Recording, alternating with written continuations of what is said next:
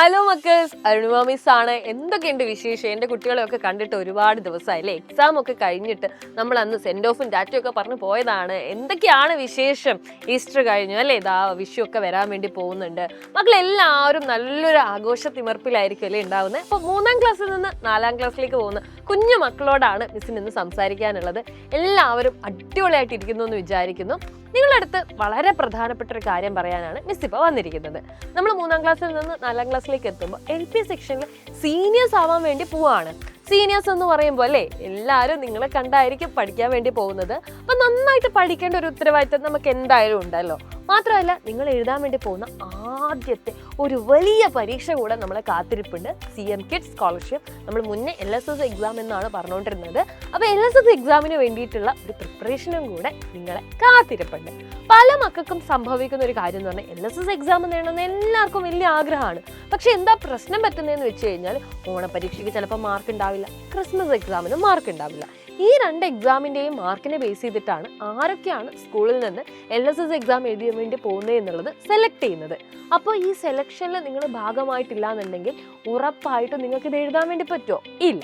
അപ്പോൾ ഓണപ്പരീക്ഷയും ക്രിസ്മസ് പരീക്ഷയൊക്കെ നല്ല രീതിയിൽ സ്കോർ ചെയ്യണം എന്നുള്ള കാര്യം മനസ്സിൽ വെക്കുക. അതിന് വേണ്ടിയിട്ട് എന്താ ചെയ്യാൻ വേണ്ടി പറ്റുക? നന്നായിട്ട് പഠിക്കണം. അപ്പോൾ മക്കൾക്ക് ചെറിയ മക്കളായതുകൊണ്ട് തന്നെ അല്ലേ, ഒരാൾ പറഞ്ഞു തരുമ്പോഴായിരിക്കും കൂടുതൽ നിങ്ങളുടെ മനസ്സിലേക്ക് എത്തുക. അപ്പോൾ ടീച്ചേഴ്സ് സ്കൂളിൽ നിന്ന് പറഞ്ഞു തന്നതിന് ശേഷം വീട്ടിൽ വന്ന് നിങ്ങൾ പഠിക്കുന്ന സമയത്ത് ഒരാൾ നിങ്ങളുടെ കൂടെ നിന്ന് നിങ്ങളെ ഹെൽപ്പ് ചെയ്താൽ എങ്ങനെ ഉണ്ടാവും? അതുപോലെ നിങ്ങളെ പഠിപ്പിച്ചു തരുന്ന ഒരു ബാച്ചാണ് നമ്മുടെ സൈലത്തിൻ്റെ പ്രാണ ബാച്ച് എന്ന് പറയുന്നത്. പ്രാണ ബാച്ചിലേക്കുള്ള അഡ്മിഷൻ ഓൾറെഡി സ്റ്റാർട്ട് ചെയ്തിട്ടുണ്ട്. എൻ്റെ കുട്ടികൾക്ക് എല്ലാ സബ്ജക്റ്റും അല്ലേ, അതിപ്പോൾ മലയാളം ആയിക്കോട്ടെ, ഇംഗ്ലീഷ് ആയിക്കോട്ടെ, മാത്സ് ആയിക്കോട്ടെ, EVS ആയിക്കോട്ടെ, എല്ലാ സബ്ജക്റ്റും നിങ്ങൾക്ക് എന്ത് ചെയ്യും, ഇവിടെ നിന്ന് കൃത്യമായിട്ട് എല്ലാ ദിവസവും നിങ്ങൾക്ക് എന്തുണ്ടാവും, ക്ലാസ്സുകൾ ഉണ്ടാവും. അപ്പോൾ ഈ ബാച്ചിൽ നിങ്ങൾ ജോയിൻ ചെയ്താലുള്ള ഒരു ഗുണം എന്താണെന്ന് വെച്ച് കഴിഞ്ഞാൽ, നിങ്ങൾക്ക് ഇതുപോലത്തെ അപ്കമിങ് ബാച്ചുകളിലേക്കുള്ള അഡ്മിഷൻ കൂടെ നിങ്ങൾക്ക് ലഭിക്കുന്നതായിരിക്കും. അപ്പോൾ നിങ്ങളുടെ കൺവീനിയൻസിനനുസരിച്ച് നമ്മൾ എന്ത് ചെയ്തിട്ടുണ്ട്, ഇതിനെ 2 രീതിയിൽ കാറ്റഗറൈസ് ചെയ്തിട്ടുണ്ട്.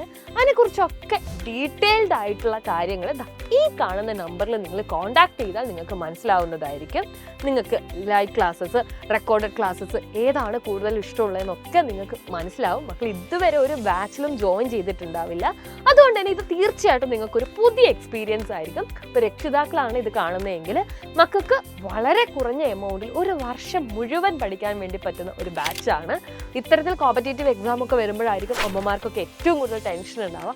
ആ ടെൻഷനൊക്കെ മാറ്റാൻ വേണ്ടിയിട്ട് കൂടെയാണ് ഈ ഒരു ബാച്ചിൽ ജോയിൻ ചെയ്യാൻ വേണ്ടി പറയുന്നത്. അപ്പോൾ മക്കളെ പഠിപ്പിക്കുന്ന സമയത്ത് അമ്മമാർക്ക് കൂടുതൽ കാര്യങ്ങൾ ഇതിലൂടെ മനസ്സിലാവുന്നതായിരിക്കും.